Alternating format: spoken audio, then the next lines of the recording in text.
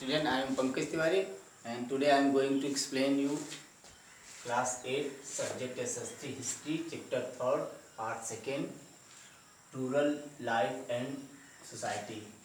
Student, in this video I am going to explain you permanent settlement and regulating system.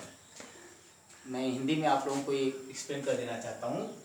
Student, Lord Cornwallis जो था 1786 में governor general India का बना, तो उस समय जो है उसने परमानेंट सेटलमेंट लाया. उसके लिए वो बिहार, बंगाल, उड़ीसा को चूज किया. उस राज्यों में उसने फिक्स लैंड रेवेन्यू करने का निर्णय लिया. फिक्स लैंड रेवेन्यू करने का जो है निर्णय किया.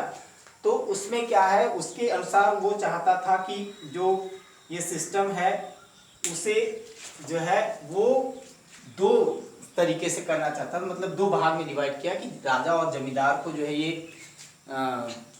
एक तरीके से जिम्मेदारी दे दिया गया कि राजा और जमींदार जो है वो टैक्स कलेक्टर का काम करेंगे और वो जो है ओनर हुआ करेंगे. वो जो है जमींदार जो थे और राजा जो थे वो लैंड ओनर हुआ करते थे और लैंड ओनर हुआ करते थे और वो कल्टीवेटर्स को या जो उनके फार्मर्स हुआ करते थे उनको टेनेंट के रूप में उस लैंड को दिया करते थे. टेनेंट के रूप में उस लैंड को दिया करते थे और इस तरह जो है टैक्स कलेक्ट किया जाता था जमींदार और राजा के द्वारा. जो टैक्स कलेक्शन जमींदार और राजा के द्वारा किया जाता था उसमें किसी भी तरीके का जो भूमि सुधार किया जाता था वो रिस्पॉन्सिबिलिटी राजा या जमींदार की हुआ करती थी. टेनेंट होल्डर्स किसी भी तरीके का जो है वो भूमि सुधार, रिमिशन, लैंड रिमिशन का कार्य नहीं करता था. ये पूरी रिस्पॉन्सिबिलिटी राजा और जमींदार की हुआ करती थी. इससे क्या था कि जो जमींदार राजा थे ज़्यादा से ज़्यादा टैक्स कलेक्ट करके जो है परमानेंटली टैक्स जो है वो आने लगा. तो परमानेंटली जो टैक्स आने लगा उससे जो ब्रिटिश गवर्नमेंट था उसका कोष जो है ट्रेजरी जो है वो भरने लगा, उसका कोष भरने लगा. तो इससे क्या हुआ, उनके लिए भी एक परमानेंट इनकम का सोर्स हो गया. तो इस तरह से ये सिस्टम चलने लगा और इसमें जो है जो जमींदार थे और राजा थे वो चाहते थे कि ये इनका जो प्रोडक्शन है वो इंक्रीज करे.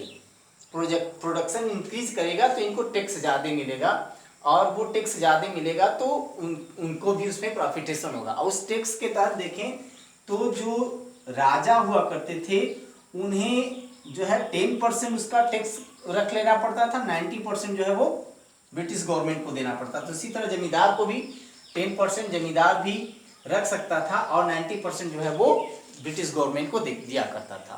तो इस तरह से सिस्टम बना.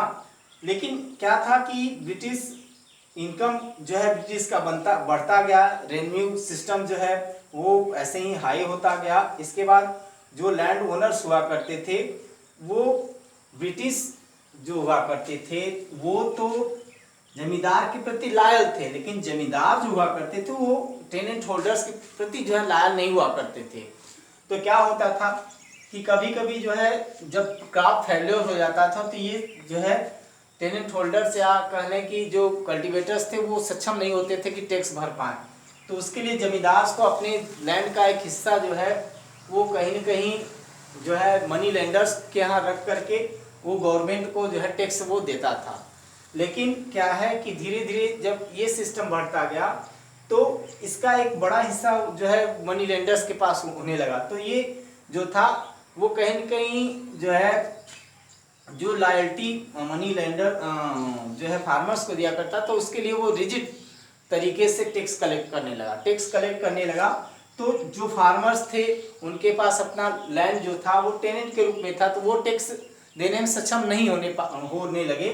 तो वो मनी लेंडर्स से जो है कर्ज लेने लगे, लेकर के जमींदार को देने लगे.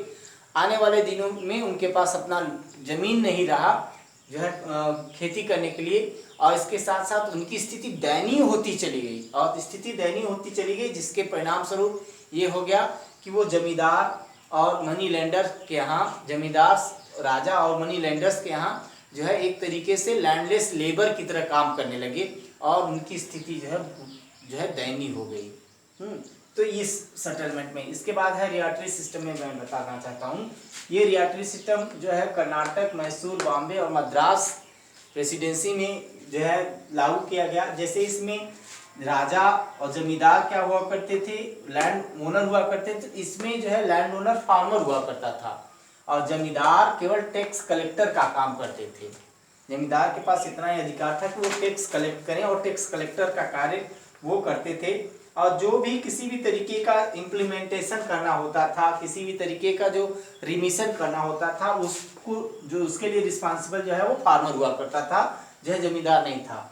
और इसके अलावा जो वहाँ टैक्स था वो डिसाइड किया जाता था कि वहाँ किस तरीके का सॉइल है, उस साल में किस तरीके का जो है क्रॉप उग सकता है।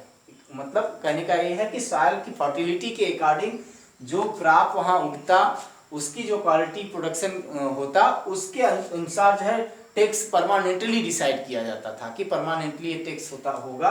तो जमींदार के द्वारा वो टैक्स कलेक्ट किया जाता था। इसमें ये भी निर्णय लिया गया था कि क्रॉप चाहे अच्छा हो या फेल्योर हो जाए, क्रॉप प्रोडक्शन जो है क्रॉप का अच्छा हो या जो है क्रॉप फेल्योर हो जाए, दोनों कंडीशन में जो है टैक्स देना पड़ता था।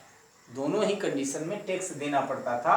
और जब कभी फेमिन आ जाता था या किसी भी तरीके का डिजास्टर हो जाता था तो उसके कारण जो है जब किसानों का क्रॉप फेल्योर हो जाता था तो उस समय भी उनको टैक्स देना पड़ता था। तो वो जो है टैक्स देने में सक्षम नहीं होते थे।